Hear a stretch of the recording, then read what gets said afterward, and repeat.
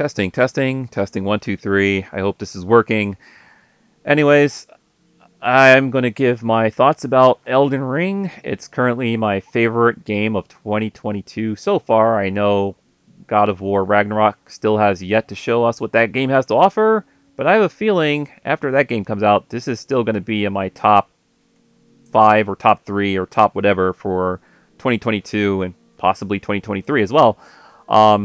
This game completely blew my mind for about a month and a half, and I even skipped was Horizon Forbidden West for this game because this game's been on my radar more than Horizon, and I'm glad I did because I was like, you know what, I'm going to spend the money on Elden Ring, and I felt like that was a better choice, even though I know Horizon has like better graphics, possibly more better open world options.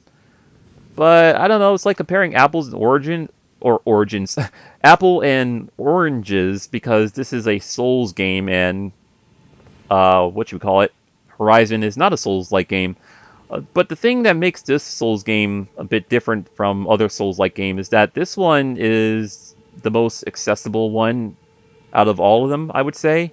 At least in my experience of playing these Souls games, because I started out playing Bloodborne. That was like my first Souls experience, and I loved it. So after playing that game and enjoying that game, I found out that Dark Souls 3 was coming out, and I was like, well, if I love Bloodborne, maybe I'll love Dark Souls 3. Gave that a shot, and the game kicked my ass, but, you know, I persevered and finished it. And then after that, I played Sekiro, which was definitely different. Like, it didn't really have a similar upgrading system like the other Souls game. You could just, like, I think set different moves or different abilities to your character, but you really need to nail the pairing system down in that game. And then after that, I played the Demon Souls remake on PS5, and then after that, this game came out, and I've been loving it. And it's just so many different ways to approach this game because of its accessibility, and that's what makes this game beautiful. That's the beauty of Elden Ring, is that there's so many different ways to play this game. It's still crazy to me how many different times I've seen other streamers play this game in different ways. Like, I've seen streamers who dropped this game and decided to trade us back into like GameStop or whatever and not go back to it, while I would see other streamers who are at the similar skill set as the previous streamers I was just talking about, and they were making good progress in this game. So I was like, whoa, crazy. It's crazy. Like, people are approaching this game in so many different ways. Uh, the thing that I enjoyed the most about Elden Ring was like the constant sense of discovery and surprises every time I was exploring a new area. Like, I would always encounter something different, and I never felt bored. I never felt bored. I was always having a fun time or a stressful time if I ever encountered an enemy that I never, didn't know how to defeat. And don't mind me right now. I'm just using the exploit where I grind this area for as long as I want to get as many runes as I want. And I'm surprised I called it runes this time because I still have that bad habit of calling them souls, which I am guilty of calling the runes souls in this game due to previous Souls games that I played in the past. But yeah, because of the accessibility of Elden Ring, you can make this game as easy or as difficult as you want it to be. Like, if you're having a tough time, there are things in this game that'll make your experience a lot better, or a lot more manageable, I meant to say. For example, if you're having a tough time with a boss, here, if I go into my equipment screen, there's certain powerful weapons that you can find throughout the world. There's, really good armor that you can find. This is not the best armor in the game, by the way. This is just my personal preference that I decided to give my character, that fashion souls, as people may call it. But if I go into the option menu, and yeah, I might have like two or three of these things because I'm currently on my third journey, which I did finish, by the way, to get the platinum trophy. And if you don't believe me, I can show you that right now. And there's my platinum. Just for any naysayers out there who are saying, "Oh, you don't have the platinum." Well, yeah, I just showed you in this video. Uh, but yeah, I already defeated it third time, and I did not started my fourth journey yet because I want to actually build up my character a little bit more before I start a fourth game plus. But yeah, there's certain powerful armors that you can find. Like this one has great defense that you can use to help you in your tough endeavors. Let's see. There's talismans in this game that will also help you, you know, get through some tough boss battles. You can definitely benefit from using these talismans.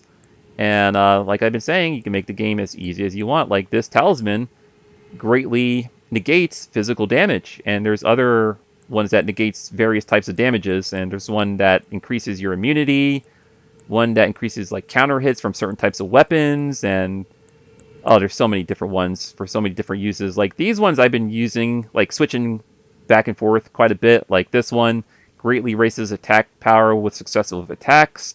I've been using that with the Rivers of Blood Katana. Or this one raises attack power with successive attacks. Um, Critical hits restore HP. And there's this talisman right here, which restores HP upon defeating enemies, which is good while you're exploring the open world. So yeah, so many different talismans that you can find just by exploring. You know, if you just take the time to explore the open world, and you'll find so many stuff that will help you on your adventure. And yeah, I've been using this one along with this grinding exploit method because it increases the amount of runes with each defeated enemy. um, but yeah, you know, this stuff will help make the game more manageable for you. I almost said easier, but depending on your skill level, this is just stuff that will just help you. You know, it'll help you, but I'm not saying it'll make the game easier, but it does help. Or, you know, if you want to make the game hard, you do not have to use any of this stuff. Also, there are these summon tier ashes or summon ashes, which are basically spirit summons, which are very useful for boss battles because what you could do is once you summon one, they will help distract the boss while you dish out damage. And when I first, upon my first playthrough, I was using the jellyfish. The jellyfish helped distract a few enemies until I encountered bosses that was taking the thing out in like 1 to 2 hits. So I was like, all right, let me switch up my tactics. Let me switch up my ashes here and let me use someone else. So I started using, where is he? That guy right there, the Ancestral Follower Ashes +2. I think when I used him though, I had him like at +1, and basically he can take a few hits, which means he can survive a lot longer during boss battles, and he fires at the bosses with an arrow from a long distance, which is not a bad tactic to use. However, it wasn't the best tactic. So I switched to this guy right here, the Banished Knight Oleg, who goes ham on bosses. He literally goes ham, and the more you upgrade him, the better, because that just means he will survive a lot longer during boss battles. And while I was using this guy, everyone was using the Mimic Tier summon, which I did upgraded and maxed out. And sadly, I didn't get to experience the Mimic Tier Ash at full power because I didn't start using the Mimic Tier until after they nerfed it. So when they nerfed it and I used it, I was like, oh dang.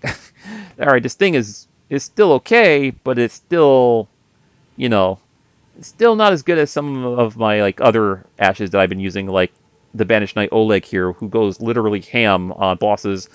And I don't know.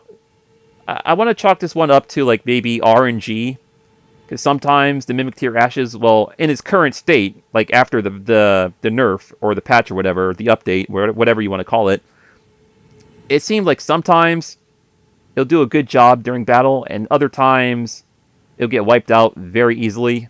Like upon my third playthrough, I was using the Mimic Tier Ash to help me out with the Godfrey, the first Elden Lord. Not the first one, but the second one. Basically the third from the final battle. Well, anyway, the one before the final battle at the Erdtree. I was having such a tough time on my third playthrough with that boss because he was just annihilating my Mimic Tier Ash, and I was like, holy crap, what the hell? So, but it still helped enough because he would still distract the boss for me to, deal some damage.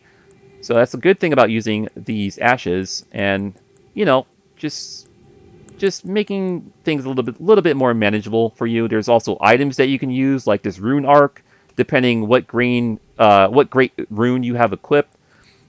I think I have the Radagon. I think it's the Radagon or Radon's rune equipped right now. Um, there are certain spells, incantations that you can use that I can show you right here.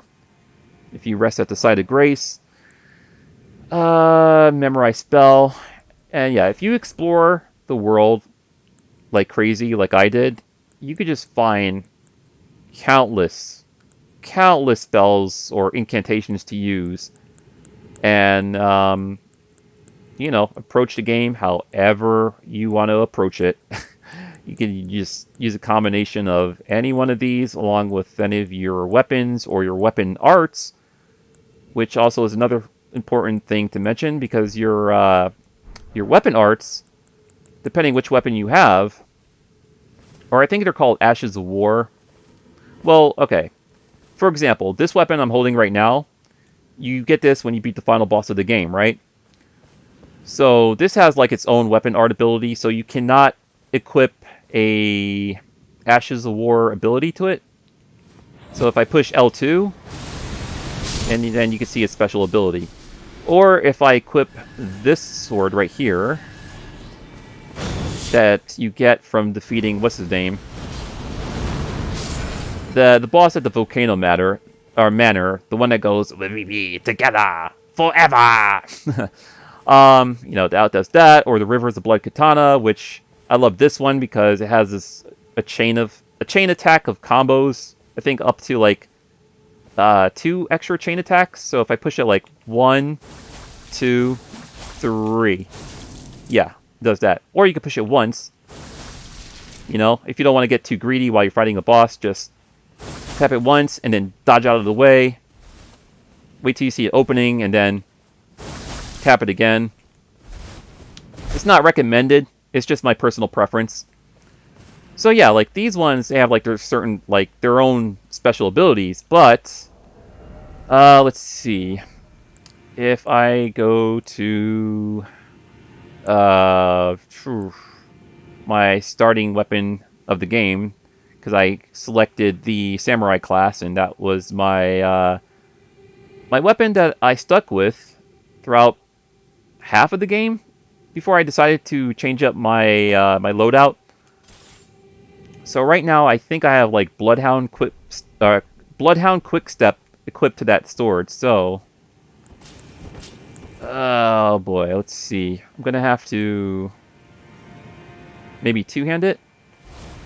So yeah, that's the Ash of War ability, but I ran out of FP, so it's important to mention that does use up FP, which is basically your magic meter. So if I tap L2, yeah, I could do that. And I could do that with a shield too if I want. And yeah, just because that's not like a special weapon, it's pretty much sort of like a basic weapon that you can also find throughout the world, I believe. You can equip like these certain Ashes of War to it, which I can show you right here. Ashes of War, right there, and much like with the incantations, if you explore the world, you can find a couple different ones. Quite a few of them I found from those like random dung beetles that run around in the game that rolls up a pile of dung, a ball of dung. Yeah, just kill those and they will grant you a Ash of War ability. But yeah, there's so many different fun ones that you can find just by exploring. And some of these I believe you can get by defeating some of the bosses or some of the dungeons in the game. There's a fun one that I want to show you guys. I can't remember the name of it. Not the booty bounce. Horaloo's Earthshaker. I have not tried that one out. I actually, you know what, I want to see what that does. I'm curious. I want to see what this Horaloo does. So I just assigned that to my Ujigatana, and if I push L2... Oh wow, that's a... Oh wow, that's an instant kill right there. That's fun. Let me try it in this pile of enemies over here. Hi guys. I'm angry. Ah. Oh god. Oh god. Oh, that's fun. That's so much fun. So, let me drink a flask before I die. So, there was another fun one that I wanted to show you guys. It's really funny. And I just want to show you that just because of the hilarity of it. Where is it? Ashes of War. If I could only remember the name of it. So that quick step ability that I first showed you, it was called the Bloodhound Step. That's one that I've seen a lot of people use, actually, in numerous videos upon my first playthrough, but I never found it. The funny thing is, I never found that Ashes of War ability until my third playthrough. And I was like, oh, that's the ability everyone was using. While I was over here fat rolling my ass off. Oh, where is it? Ah, this one. It's called the Lightning Ram. So this is hilarious. So if I just set it to like standard. Alright. Now, I have not tested it out against enemies.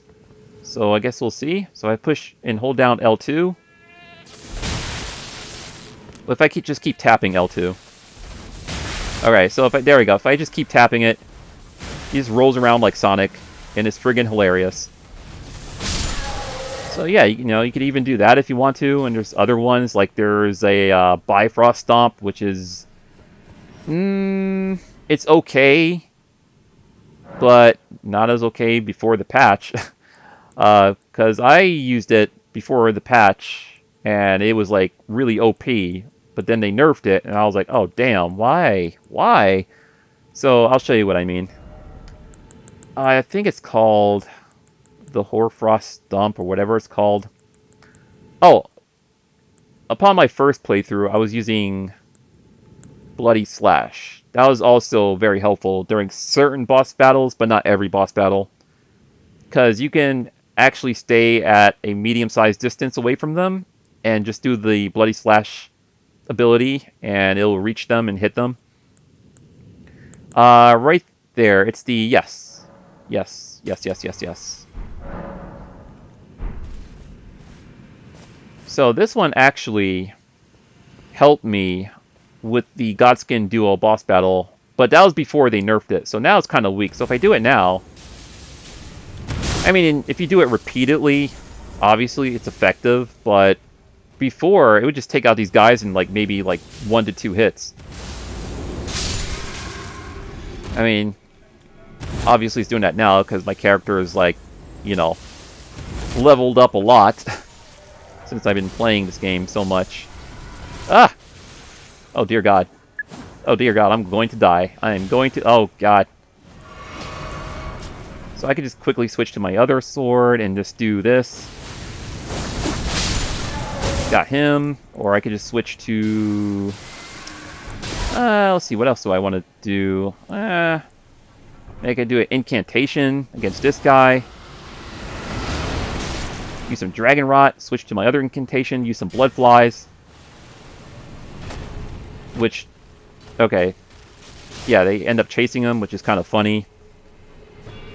My FP is down, so I have to... Or if I want to switch to a bow and arrow. And I just missed. Ah! Oh God. Or if you do not want to zoom in, you can just easily, oh God. You can just easily lock on and then do the arrows that way. You don't have to zoom in. But that is an option that is there, which adds to the, accessibility of this game, which means so many different ways to play. And zoom in is important for stuff like this.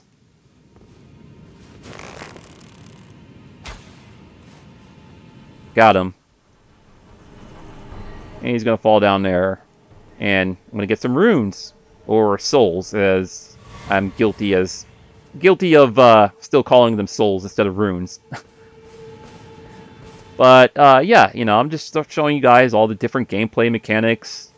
And, what makes this game so great. And, what makes this game so accessible. And so many options are there for you, if you want to make this game, like, easy or as difficult as you want it to be. Also, the map size is friggin' huge, which blew my mind the first time I played when I first started out in this area, Limgrave, which is right there by the first step, so I can fast travel there right now. And show you a bit of the area, which you guys probably already seen in numerous videos. So yeah, Limgrave, the starting area of the game, and I remember when I first explored all this and all this, I'm like, whoa, okay, this game is crazy huge. But then I made my way up here, and I was like, wait a minute. Then up here, and I was like, wait a minute. I'm like, oh my god, this game never ends. And it just kept going and kept going and kept going. And yeah, there's just giant section. There's a volcano area, the whole damn volcano area over there, and then there's a friggin' city over here, which is now in ashes because this is like I'm now in like post game. Then like there's a snowy area, which is also pretty damn huge. And if you click in the how can I forget about Kaled? This toxic ass area over here. Yeah, I think I wandered off into this area upon my first playthrough before I went this way, and everything was killing me. And there's a whole other area down here, but anyways. Yeah, just to give you... Oh, wait. And there's this whole area over here. And there's also the round table, which is all the way in the bottom left-hand corner right there. That's right there. So just to give you a sense of, like, how big the map is, which means there is so much exploration in this game. And, that's one of the main things I love about this Souls-like game. It seems like there's way more exploration in this game than previous Souls titles, just because it's basically an open world Souls game, whereas previous games were more linear or had you set on a more linear path. But this one is just friggin' huge. And on top of that, if you click on the right analog stick, there's underground areas in this game. Whole big ass underground areas. So this game, which yeah, I have to activate the Sites of Grace over here again, because I not went over here in my third playthrough. Why did that set off the... Anyways. Yeah. There's just... The sense of scale of this large epic world is just grand and huge that you'll just... Oh, wait. This is a whole another area up here as well. I just haven't activated the Sites of Grace because I was skipping a lot of stuff on my third playthrough just to, get to the boss and get that third ending for my Platinum Trophy. But yeah, that just blew my mind because I was like, holy crap, I'm never going to finish this game. I'm never going to finish this game in 2022. But lo and behold, it only took me about a month and a half. But that's only because I played it like crazy. I devoted so many hours into Elden Ring, and I loved it. Loved every minute of it. So I'm trying to think what else I want to talk about. I showed you guys the Ashes of War, different Ash summons, some of the weapons and armor that you can find, and different ways to pretty much play the game. I showed you guys the talismans.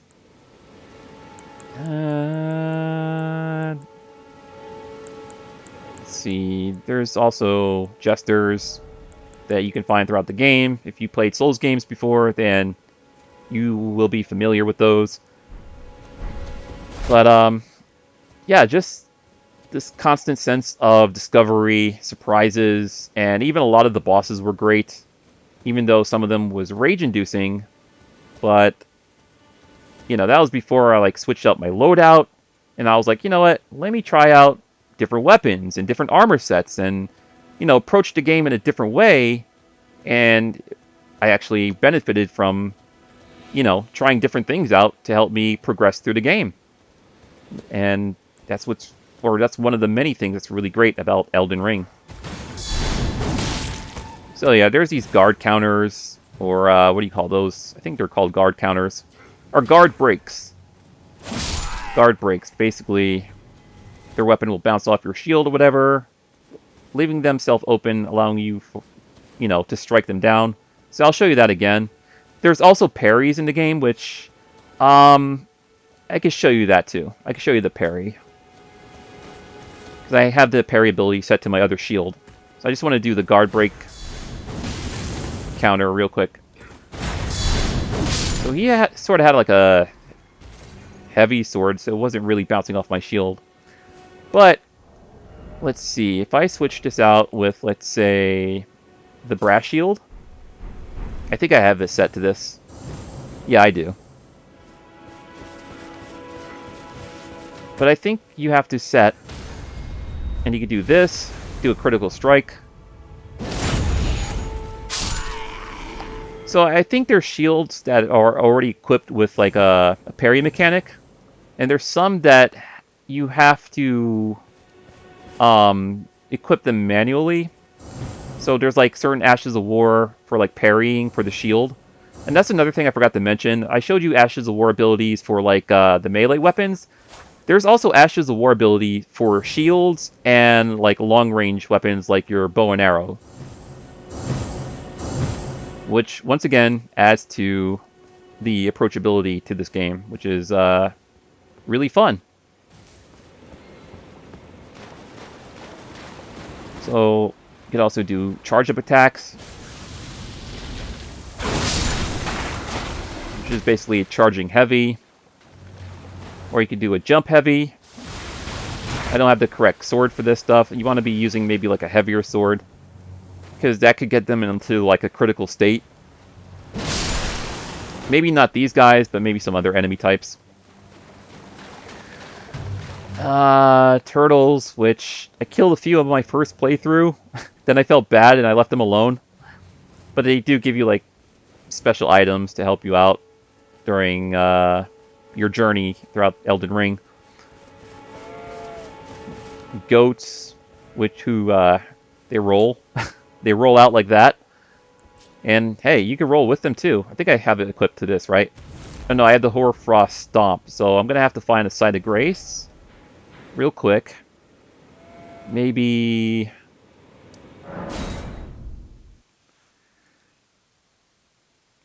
And then I'm going to equip that that one Ash of War ability where it can make me roll like the goats, and I can roll with them. I can be one with the goats. Where is it? Ashes of War, and go to the Uchigatana. Where is it? Where is it? What was it called again? Oh dear, oh my. I think that's it. Lightning Uchigatana. Yes, I want to be one with the goats.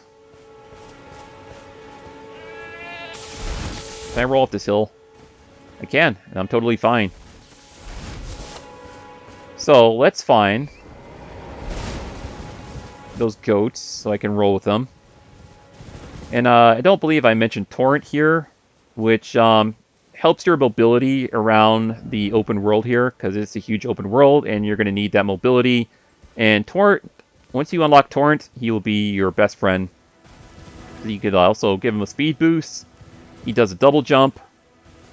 However, you have to be careful around certain heights in this game, because I notice you will take fall damage, and it will either take off a significant amount of health, or you'll just die instantly. So I'm not going to demonstrate it right now because I have a lot of runes on me, but like, for example, if I fall from this height, this will probably kill me instantly. However, in certain, or around certain ledges around the map, there's like these gusts of air that will allow you to elevate to higher ledges. And if you jump into them from a higher ledge, it will actually negate your fall damage, and you will not die. So just a fun fact. So right now I just want to find these goats so I can roll with them. Come on, roll out. There we go. Yeah. Yeah, I am one with you guys. Or sheep. Wait, these are sheep, right? Well, there's goats in the game that also roll. But I'm rolling with them. I am one with the species. Oh god. I'm gonna kill this little poor little innocent being. If I can make it to him. I can't make it to him. You know what? I'll let him live. He did nothing wrong. I'll let him live. But I do want to try that out against one of these soldiers, because it seemed like a fun thing to do against the NPC. That's right. Bah, bitch. Bah. Suck it. There you go. Alright. So yeah, I think, why did my character do a pose? It's not what I wanted to do. I was trying to... get out of that. I was trying to call Torrent here. There we go. So yeah, I just wanted to give my thoughts about Elden Ring, since, I don't know, everyone else who played the game pretty much did videos on their thoughts, and I was like, maybe I should give my thoughts too. Definitely one of my favorite Souls games that I have played to date.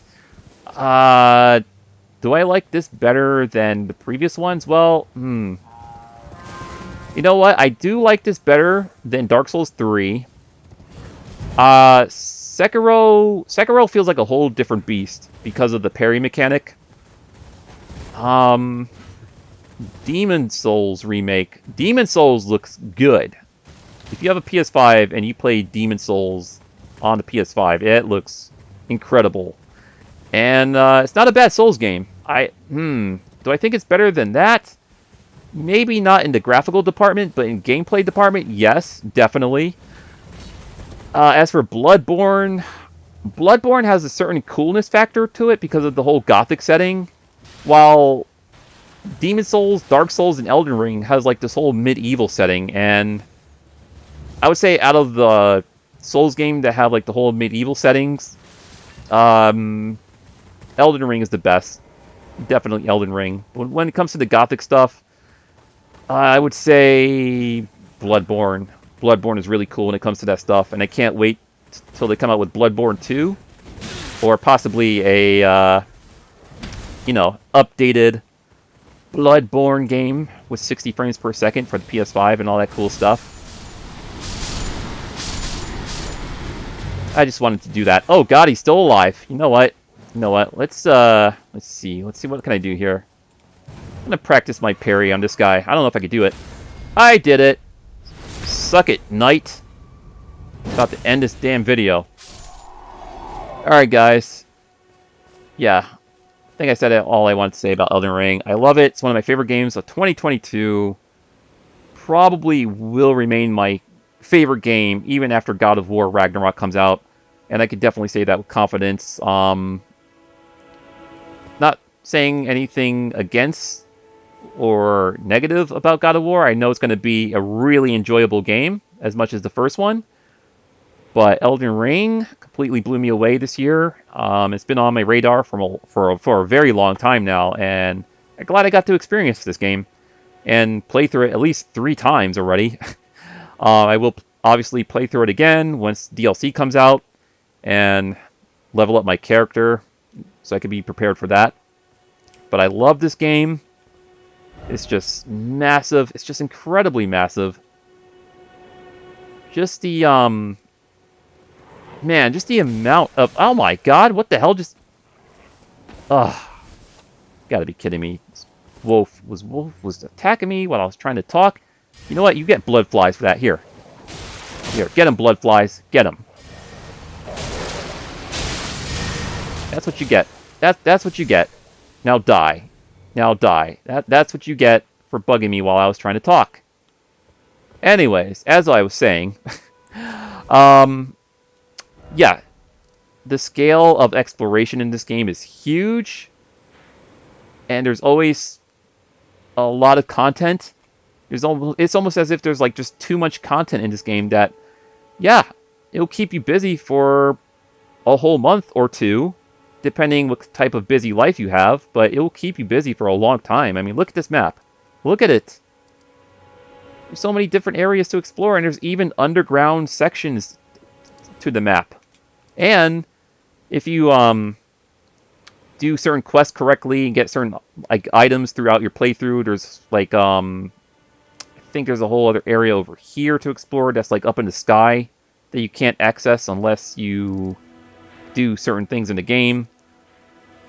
But yeah, there's always like secrets at the top of secrets, with a lot of great bosses and a few tough ones as well as a few annoying ones. Like one of the annoying bosses, I would say, possibly for me, was the final boss. Not Radagon, whatever his name is, but you know, his final form, because he constantly moves all over the damn map and you have to chase his ass down, and it's so annoying. But it's also a challenge, and it's a challenge that I welcome and that I don't mind because it's a Souls game. So this is going to be my favorite game for a long time, guys. I just wanted to talk about it for a moment or two, for about 36 minutes or so. And yeah, I actually bought this game twice, believe it or not. And I'll tell you the story behind that. So I pre-ordered the standard copy from Best Buy to get the cool steelbook, and it was going to get delayed because of a snowstorm that was happening that night or that day.